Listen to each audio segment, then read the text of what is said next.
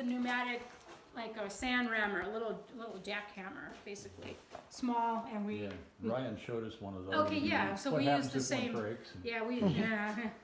we, yeah, so we take this much work with the sand rammer, saves me about 15 or 20 minutes of very hard hammering. So I appreciate this much assistance when I get started. So it kind of just shows you, you know, we start with this.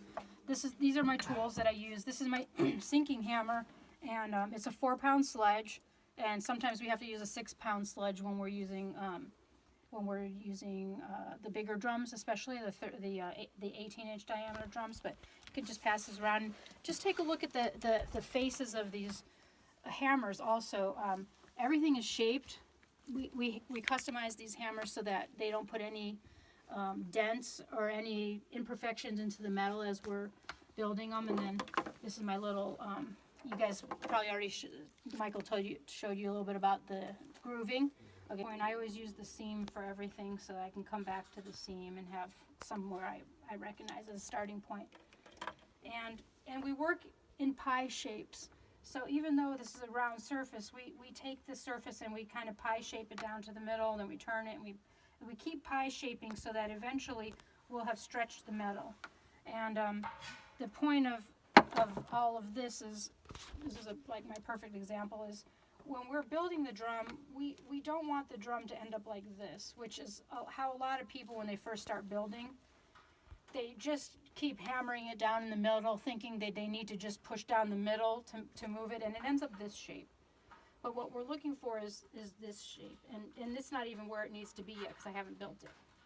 But it has a curve, and you'll see at the end this will even be a curvier thing when I'm done. And I'm short, so I have to build up my support here.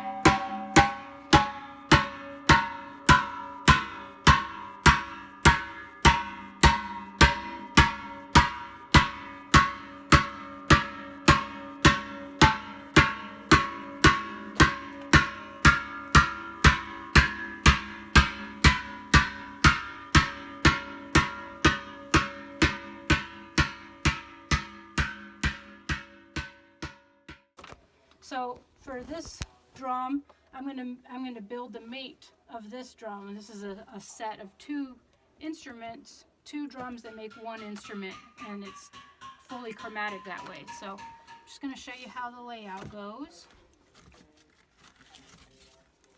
How were the different layouts decided? Well, everything about steel drums have position where they can be, like, for example, you can never have like a C and a D next to each other because they would be a discordant sound. So normally, like when you have, let's say the drums you guys were playing out there, you have C and D happens to be completely across and as far away from the C as you can be. But what you have next to it is you would have a chord. Like a C and an E would be a natural third, or you can have a third or a fifth next to any other note. So here you got you got a D, E, F, so you got a third, F, G, A. So you got, so everything is placed according to what will sound best with positioning with steel drums. You never want something that's right next to each other on the piano, next to each other on a steel drum. So you always have to have a separation of a third or a fifth to work.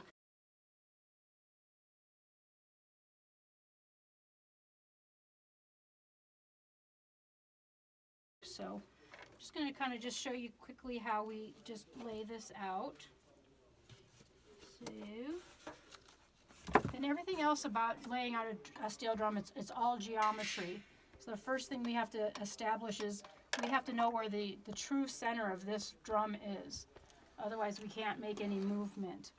We have to, everything goes off the center. So for our purposes, we use a 7 1/8 inch measurement from the rim to establish 4 lines to make a box here in the center. Okay, and then we make a little X in the box. And then that's the official center point of the drum. And then everything we do for the rest of laying out is always off that center dot right there. So we come to our lines that we just drew in, but everything has to cross through the center point so that we will be able to geometrically drop in our protractor lines also. Our shape for our notes along the rim.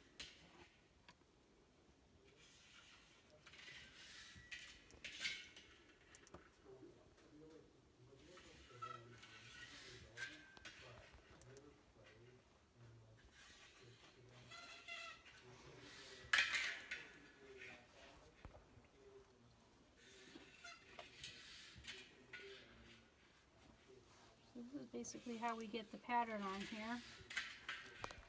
And this would be the same with any steel drum. You would have always a series of these lines going to the center. And then all that's left for us is we gotta just drop in our center notes here, which is pretty good right there. I like that.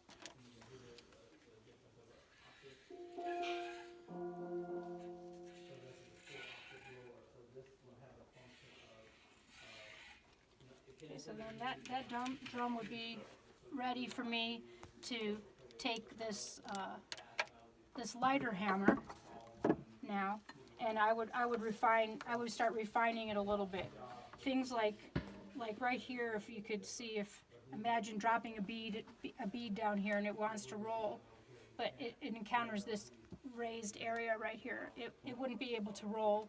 So this is an area that I would be focusing on it needs to drop into this concave surface a little bit more. So anywhere I see, I mean, I'll work the whole drum. I'll be pushing back these center spots because I want this to be lower than the face of the note. So I'll be working all of this. I'll work below here. Any imperfections of that would have to come out. Things like that until the surface is just really nice. It won't be smooth. It's not a smoothing time for us. It's just a kind of getting it to sit where it needs to be.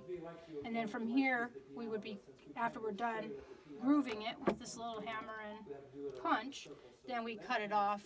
We raise the notes from the bottom and we burn it on the fire. And then from there, we take it back and we do another whole round of work with this refining hammer where we actually are starting to take out the imperfections in the metal and making it kind of really smooth and relaxed. And then we raise the notes again and we burn it again. So, and then Michael gets it for tuning. So all of that happens before he ever sees the drum, unless he's building it. But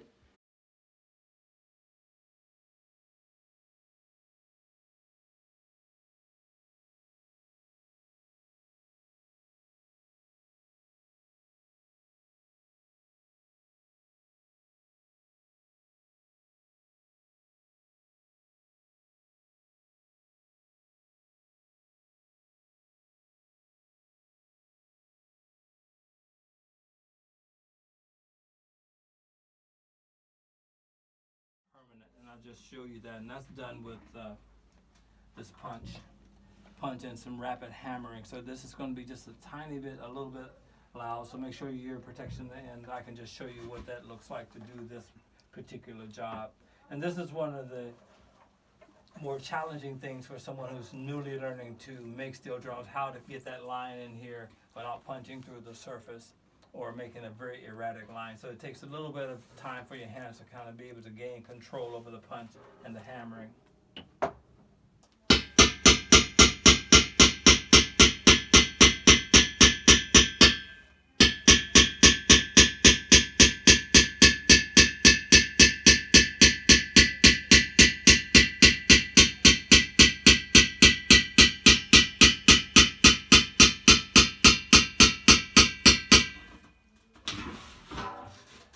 So if you can see, that is the, put another light maybe. You can see there's the permanent mark made. And if you look from the bottom of the drum, you can see what the marks look like permanently.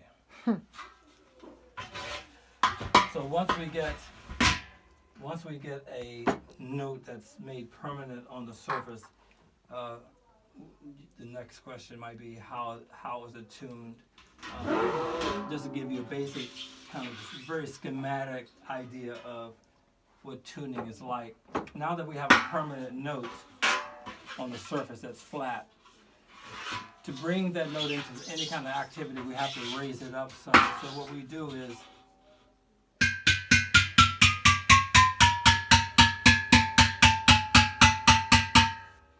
so if we do that, we give that note some surface, some raised surface, and that's the first thing that will give us the quality of how to make the note sound. Here's a non-active note with no surface. So that's the way we can start the note to become active. And say, how do we change that? We can take, if you listen to this, now that this note has some crown to it, if I reverse that action,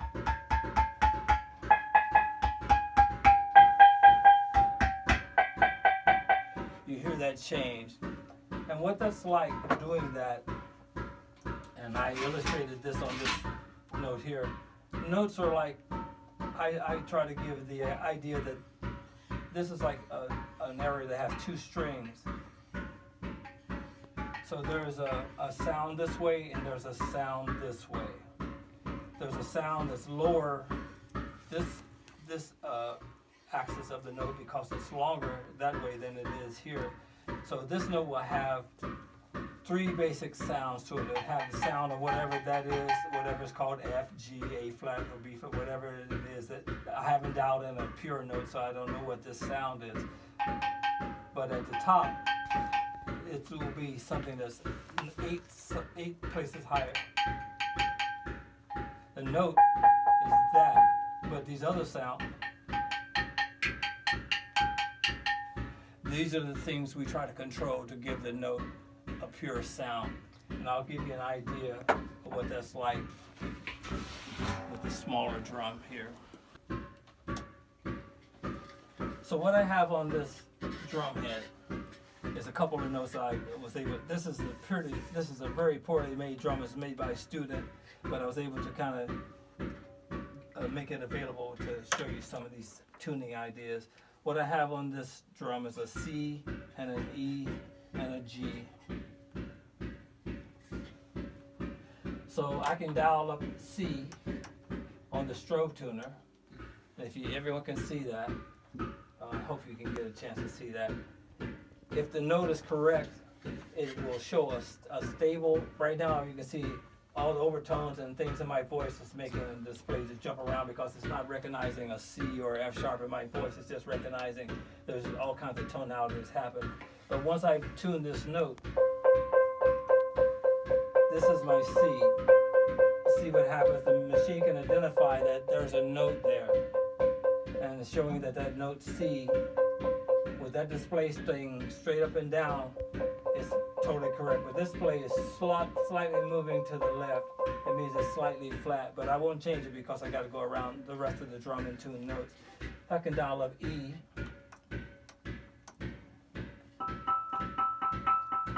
You see where that is? This is a high E, and here's a low E. See, there's two E's here. A high one that shows up at the top, and a low one that shows up at the bottom. So this is giving me a visual picture of this high E. So here's something that I was talking to the group that was in here before about musical overtones. I don't know if any of you are aware of what musical overtones are. Okay, so I'll go back to this C. Most of these notes will be composed of 5 different sounds. Will be the fundamental C, which shows up at the bottom, and then at the end,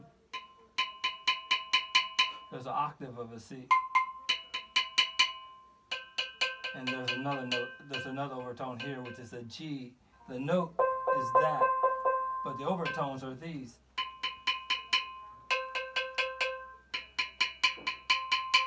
So there's a octave, a C fundamental, which shows up at the bottom.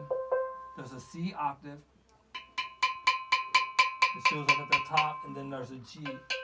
I mean, I can't dial it.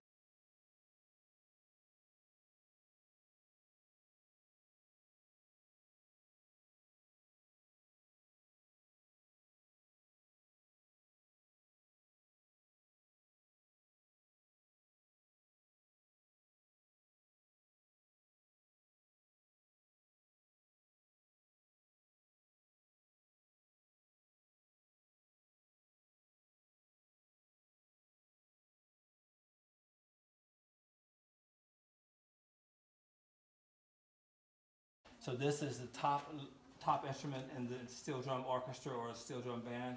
This is the second level down in the orchestration. This is called a double tenor, and you can hear the difference in the sounds. This is a full octave lower. So they have different functions. This is for to play the melody, to be the lead. This is to kind of do counter melodies and harmonies and strum patterns. So they have a function in the steel drum band. This is like 1 of 7 or 1 of 9 members in the steel band orchestra. So they each have a function.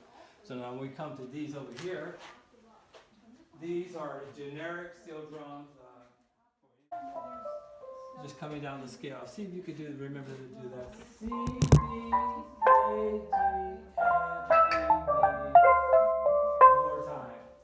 C, B, A, G, F, E, D. Okay, so here's what it's going to sound like if we can add that bit into the song. C, D, E, F, G. C, D, E, F, G. Repeat. C, D, to bottom.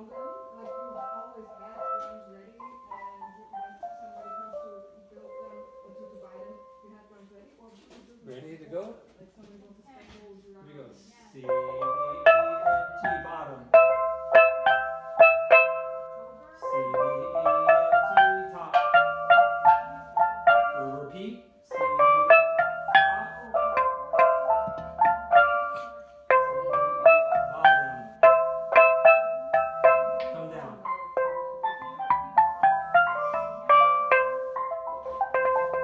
So all you have to remember. Sorry.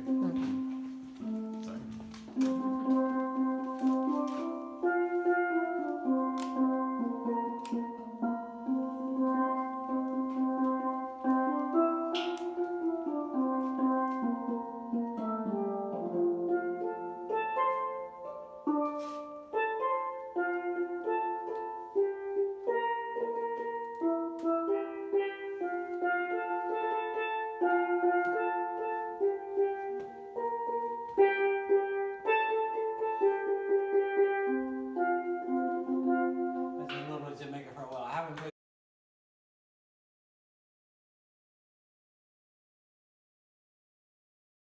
Heavy ring right here. It's pretty thick. It weighs about 50 pounds, and I strap it with these straps on top of that barrel, and I mark it with like a bullseye so that you can see the center. And then after that, I use this monster of a tool that's hooked up to air that is vicious. I mean, literally vicious. It's just ba ba ba ba ba, and you learn how to drive the ship. But it's kind of like I don't know how to. I race cars, right? My dad's a professional race car driver, so it's like when you drive a vicious race car, you got to be ready for it. So it's not hard to do, but it's hard to do, and it's unforgiving. And so I had a problem with it breaking in the beginning. It's now permanent, you know. So like when this thing broke, this was a projectile hammer at me. You know what I mean? It's just really, really unforgiving. That's the hardest part of the process because it speeds it up so much. You have to do that. But that makes basically this bowl. While it's still in that ring, I like to take it and I like to go and mark it so I don't have to take it out, and I have to punch. I have to punch the middle of all these marks. So that so that I know on the outside where I'm gonna hammer it in the future. But anyway, I make those punch marks all the way through, and I lay these out pretty specific. The way I do that is with magnets that I've created. This is kind of my math. It all started with that book and a lot of projectors. But this is every one of the notes that I already know exists. The instrument's made before it's made. You have to know exactly what's going on to be able to make it, right? Anyway, so then you lay all those things out here. I know this is going to be an F integral. I know how big the notes are going to be. I know how the space is going to be. After that, if you're going to have a bottom, you want to make with a big hole saw, like this guy right here. You make a circle on the top, and that's going to get hammered and bent around, believe it or not, to end up being, this is a finished one, that. So, they have octaves and fifths in them, and they're baked as well. So that's going to be the bottom. You also have to smooth everything, and you're going to see with Michael more about smoothing, but this hammer tip hits that metal 30,000 times. These are teardrop mallets that work really well with smoothing steel. You hit them on the top with a big sledgehammer. I use a 3-pounder for what I'm doing, and you have to use the tips to make, right? You have to make shapes with it into these dies onto this thing. So I tape this to the bottom of the instrument, underneath it, and then when it's taped to the bottom of the instrument, I have someone hold it on top of there. And I use this with the instrument in the middle, and well, wrong hammer, but I really hit it hard with that hammer, and I have a process where you start with the tip, and then you move around, and you shape. All those nodes are made with these really interesting teardrop hammers, and then it looks like this. So that's kind of the only thing from here to here is that. I also do have to trace the notes with this rubber mallet and kind of make the surface a little bit flatter for me to be able to tape those things on there. So after that, basically I trace the notes with this, which is the hardest part of the process. I have to go around with it in that thing, and this is always in that thing, and they always have to be in a ring, one of those big things when you hammer them, or else that edge will bend and then they won't glue together. So then you have something that just totally doesn't work. You trace this thing with that. That makes your edges. That's a very long process, along with smoothing in between. So it takes about 6 hours to do that. You're shaping your instrument. But again, you knew what it was going to be from the start. After that, when it's shaped, it's baked. So then it turns pretty blue like this. I didn't have one anywhere in between, but now it just turned pretty blue. And this is one that I just shaped, much better than that blue one actually, that I just burned yesterday. And you see it turns this beautiful blue after it's done, and now it's case hardened. It's not tuned at all.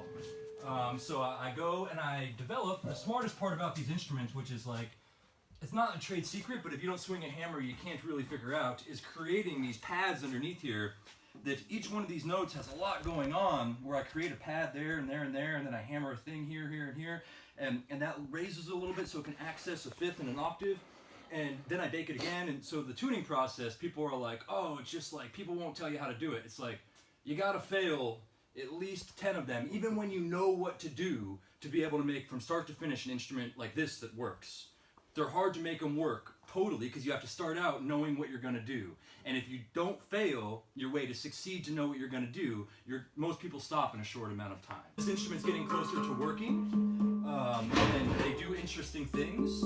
I have a program on there called Lino Tunes, which is developed specifically to tune the instruments. And that's what I use to hammer them into fine tune. An octave and a fifth is located on the pad, and then a fundamental is the whole entire shape. So I spend each note, one note could be 4 hours, one note can be 4 minutes. It's honestly who you are at the time. After you have it all done, and you have that bottom, and you have that top, which is about ready to become an instrument in which I could sell, you glue it, specific glue, a polymer glue.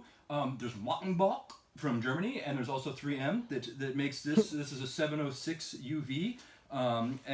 They're both very good products, but you have to glue it and then clamp it with 25 clamps all the way around it.